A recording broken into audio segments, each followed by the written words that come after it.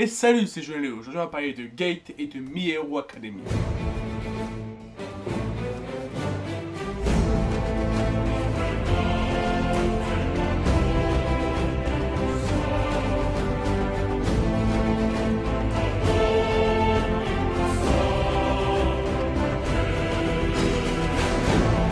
Gate de Tokomi Yamade est un manga qui m'a putain de surpris. Ah, sincèrement, je m'attendais pas à un univers aussi riche dès le premier manga. Je me suis éclaté. L'histoire est simple.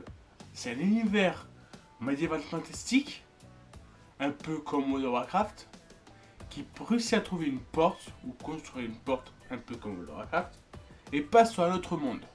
Mais moderne cette fois-ci. Le Japon moderne de aujourd'hui avec les chars, les tanks et tout ça.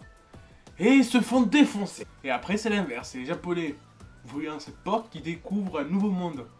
Et des milliers de possibilités de créer. Sur même la planète Terre qui commence à étouffer sur ses propres rendements, sur ses propres populations et sur sa propre pollution. Un monde nouveau, tu peux béni. Il y a quand même quelques petits conflits internationaux qui commencent à se créer. Mais quand ils arrivent sur la planète, c'est une planète pour moi, il y a des alliances qui se font, c'est super bien fait. Et bien sûr, il y a énormément de fanservice. C'est vrai, c'est pas possible. Mais si, c'est possible avec Japon. Mais pas du fanservice comme Fairy Tail, là c'est beaucoup mieux amené. Et c'est sympa. Il y a des combats, les dessins sont pas mal. Tout est pas mal. Pour une fois, j'ai rien à dire sur ce manga. J'ai aucune reproche, bon. Après, il y a peut-être des qualités, des trucs à améliorer, mais il mérite une bonne note. En histoire, je lui fous un 15. Il le mérite amplement. J'ai rien compris. En design, il est bien, il est beau, les graphismes sont bien, je lui mets un 14. Et pour finir, en épique, je lui mets un 17 sur 20. Ce manga, mais vous êtes il m'a éclaté, sincèrement. Ça donne à chaque fois envie d'acheter le prochain.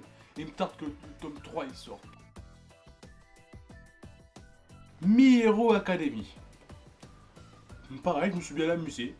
Bon, après, un peu moins que le dernier. C'est un manga un peu plus gamin, mais sans trop. En gros, c'est un monde comme le nôtre. Sauf que 90% des habitants de la Terre ont des super pouvoirs.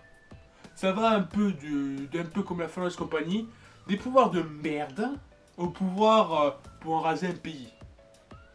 Et il y a des méchants, des super méchants, des super gentils. Et My Hero Academy, c'est une académie regroupant tous les super-héros à venir. Il y a des nouveaux super-héros qui vont venir sur le marché. Le héros principal, c'est un gamin lambda. Sauf que lui, il n'a pas de super-pouvoir. Et il se fait un peu lyncher à cause de ça. Il veut devenir super-héros, c'est son rêve. Un peu comme tous les mangas actuels, ils ont tous un rêve comme ça. Qu'ils ont du mal à obtenir. Et voilà, il n'y arrive pas. Et pourtant, il s'inscrit à la Grande Académie. Ah, c'est sûr que c'est pas joli rigolo, hein. Écoute, bon, non, je vais pas trop vous spoiler, même si c'est un gros spoil que je vais dire.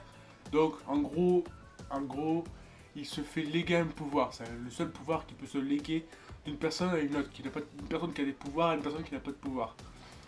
Et il devient en gros l'homme le plus puissant de la Terre. Sauf qu'on ne le tient pas. Il fout un coup de poing. Il détruit les immeubles, mais en même temps, le bras, il explose en mille morceaux. Il est comme ça, quoi. Voilà, en gros, c'est un pouvoir qui demande tellement d'énergie que l'utiliser trop puissamment, ça détruit le corps. Ce manga démontre que même avec la plus grande difficulté, avec même l'impossibilité de réussir, parce qu'on n'a pas les qualités qu'il faut, avec de l'entraînement ou avec du hasard, on peut avoir ce qu'on souhaite. Ça compte ce que tu dis.